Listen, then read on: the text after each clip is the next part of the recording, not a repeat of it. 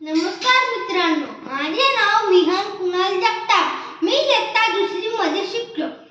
माझ्या शाळेचे नाव little tower school आहे. आज बुधवार. आमच्या बाजारचा वार. आमच्या बाजारात खूप भाज्या येतात. फळभाजी, पालेभाज्या अशा खूप भाज्या येतात. आज आपण मराठी विषयातील भाजी हे बघणार आहोत.